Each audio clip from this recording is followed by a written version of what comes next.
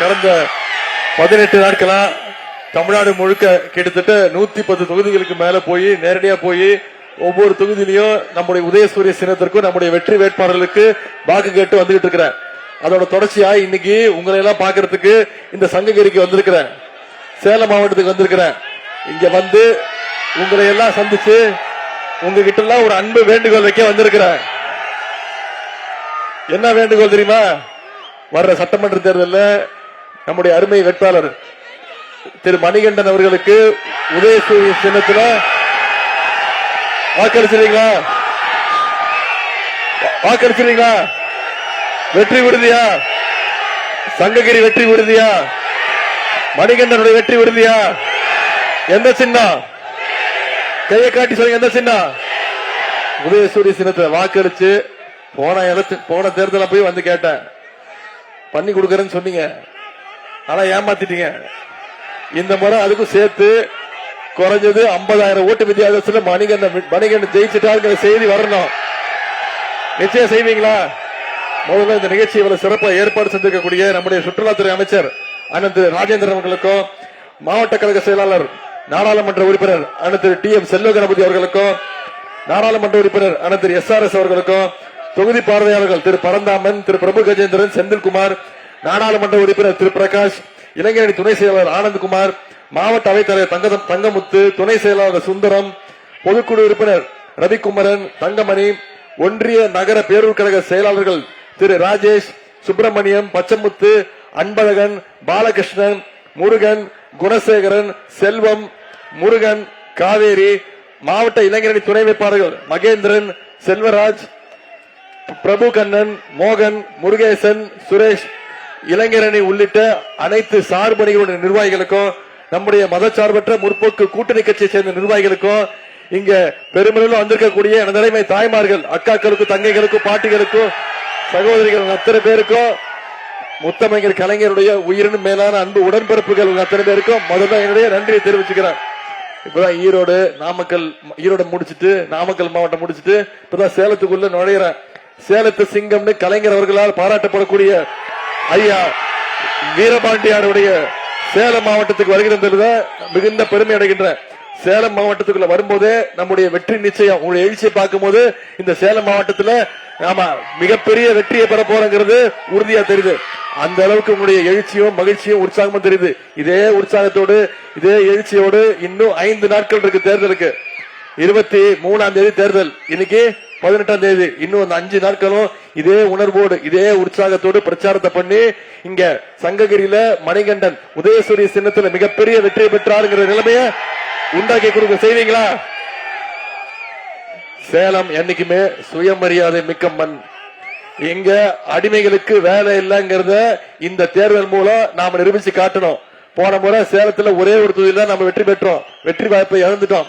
மற்ற தொகுதியில எல்லாம் இந்த முறை அதை மாத்தி இந்த சேலம் மாவட்டம் திமுக உடைய கோட்டைங்கிறத இந்த தேர்தல் முடிவுகள்ல நீங்க செஞ்சு காட்டணும். செஞ்சு கொடுப்பீங்களா? தலைவர் அவர்கள் ஒரு நல்ல வேட்பாளரை உங்க இடத்துல ஒப்படைச்சிருக்கிறாரு. மணிகண்டனை பத்தி நான் உங்ககிட்ட சொல்ல வேண்டிய அவசியம் இல்லை, உங்க அத்தனை பேருக்கு தெரிஞ்சவர், அனைவருக்கும் அறிமுகமானவர் தான் திரு மணிகண்டன்.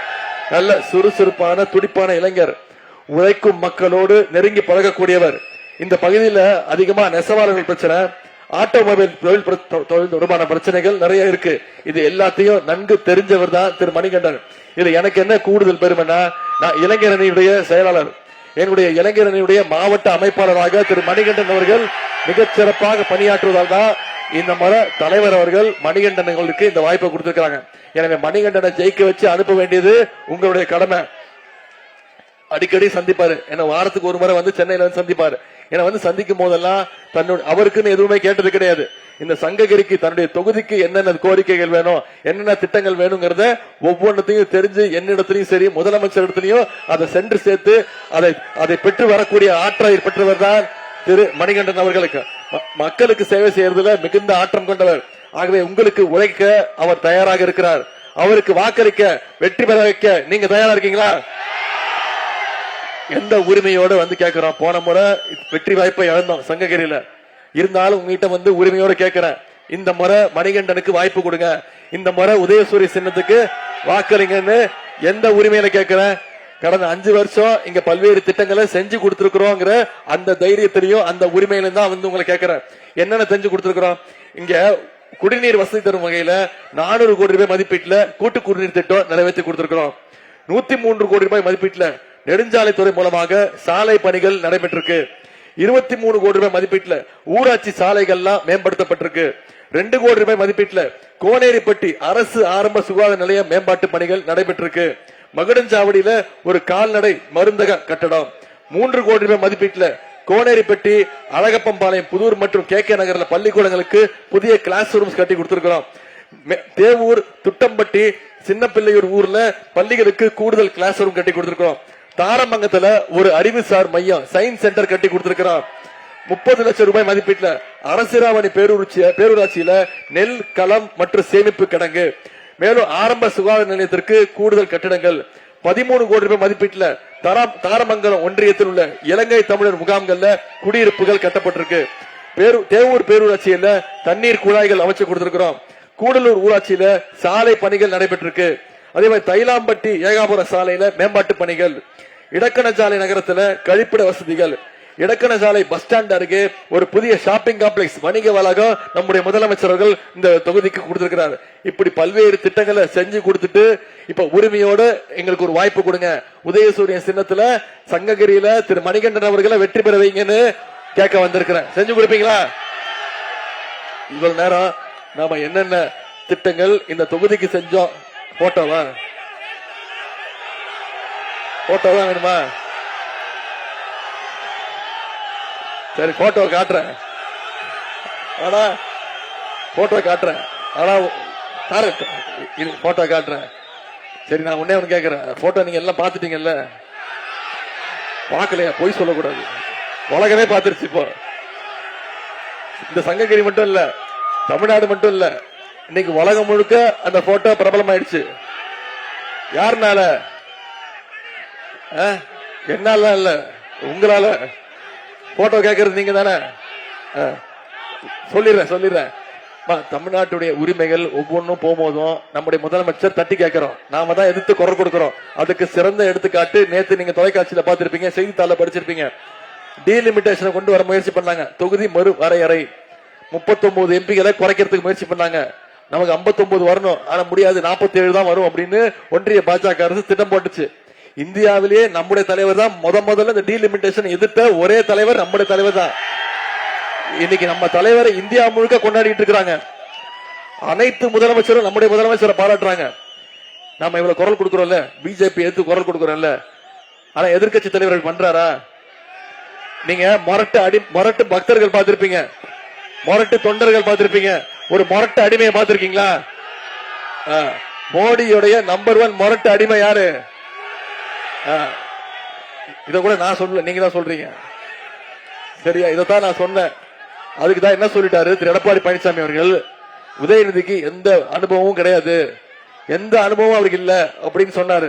நான் சொன்னேன், ஆமா, எனக்கு உங்களை மாதிரி அனுபவம் கிடையாது, உங்களுக்கு இருக்க அனுபவம் எல்லாம் எனக்கு கிடையாது, குறிப்பா இந்த அனுபவம் கிடையாதுன்னு சொன்னேன். இதுதான் நடந்தது. தெரியுதாமா? கீழே படுத்திருக்காருல்ல, அவர் தான் திரு எடப்பாடி பழனிசாமி அவர்கள். இப்படிதான் முதலமைச்சர் ஆனார் அவரு. ஞாபகம் இருக்கா? 2017ஆம் ஆண்டு மறைந்த முதலமைச்சர் ஜெயலலிதா அம்மையார் இறந்த பிறகு இப்படிதான் டேபிள் சாருக்குள்ள பூந்து போய் அந்த அம்மா காலை பிடிச்சுதான் முதலமைச்சர் ஆனாரு. இப்ப என்ன சொல்றாரு? ஆமா, நான் காலை பிடிச்சேன், உண்மைதான், எனக்கு அந்த அம்மா பொறுப்பு கொடுத்தாங்க, பதவி கொடுத்தாங்க, போய் விழுந்தாரு. நான் என்ன சொல்றேன், நீங்க காலில் விழுந்தது தப்பு கிடையாது, ஆனா அதுக்கப்புறம் அந்த அம்மா காலையை வாரி விட்டாரு, அதுதான் தப்புன்னு நான் தொடர்ந்து சொல்லிட்டு இருக்கிறேன்.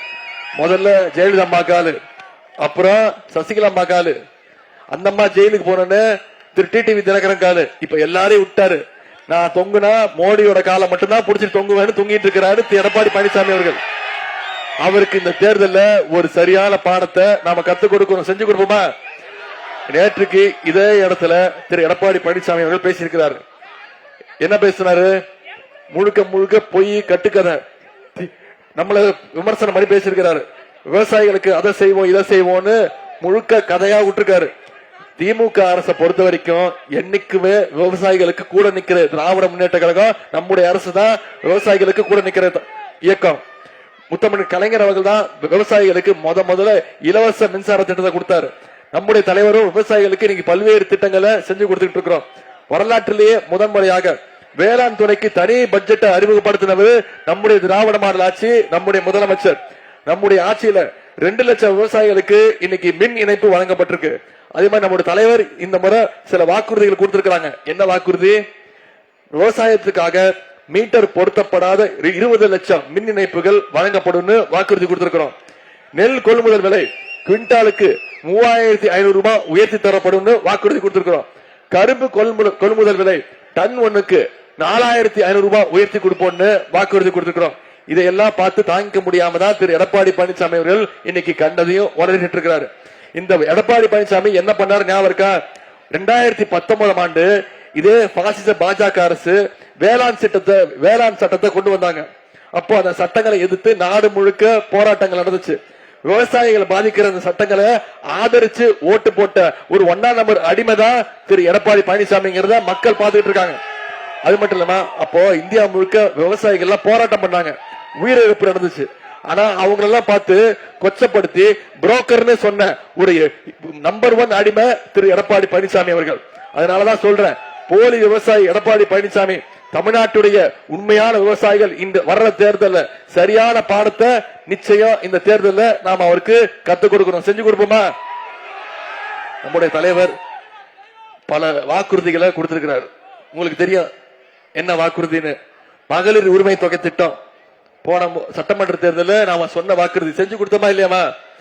இன்னைக்கு தமிழ்நாடு முழுக்க ஒவ்வொரு மாசமும் 1,31,00,000 மகளிருக்கு மாசம் 1000 ரூபாய் உரிமை தொகை நம்முடைய முதலமைச்சர் அவர்கள் கொடுத்துட்டு இருக்காங்க.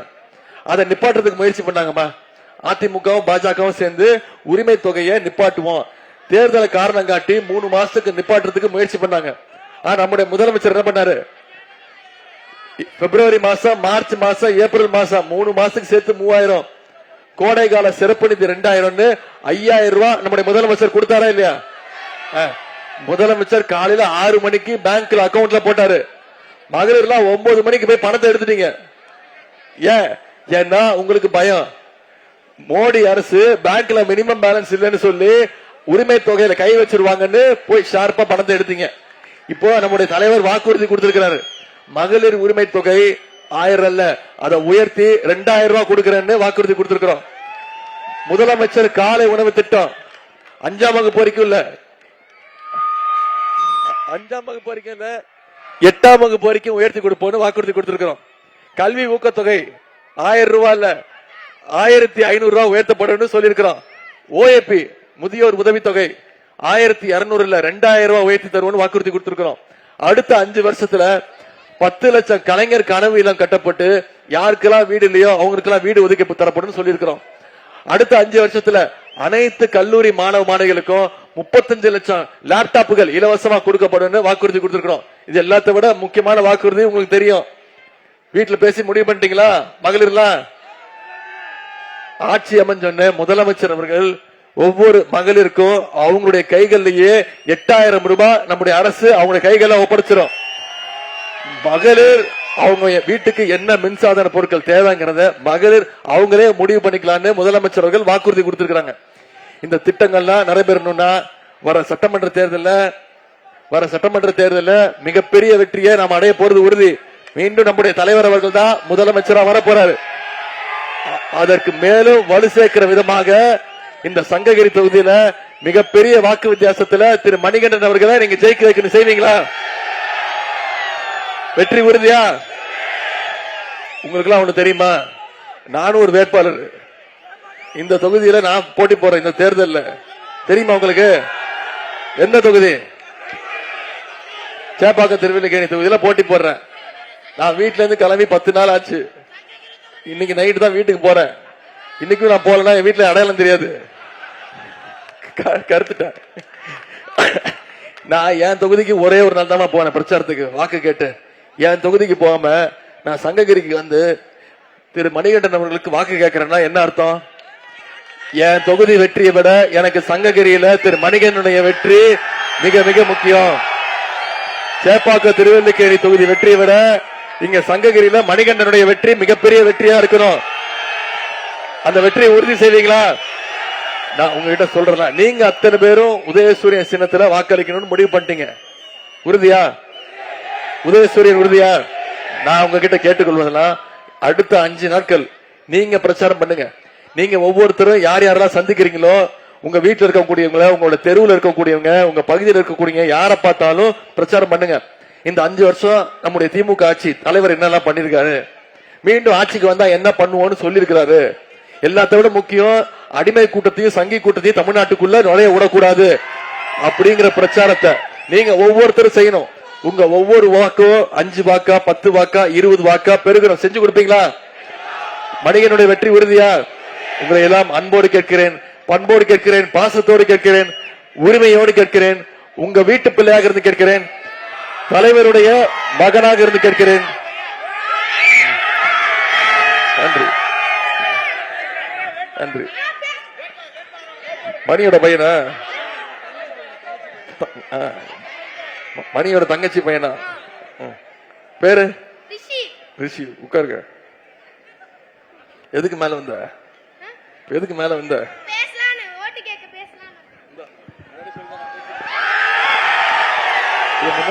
முன்னாடியே சொல்லியிருந்தேனா நான் பேசிருக்க மாட்டேன்ல. முன்னாடியே சொல்லியிருந்தேனா நான் பாட்டு போயிருப்பேன்ல. நீங்களே பேசிருக்கலாம்ல. எதுக்கு மேல வந்த? நானும் பேசலாம்னு வந்தேன். நான்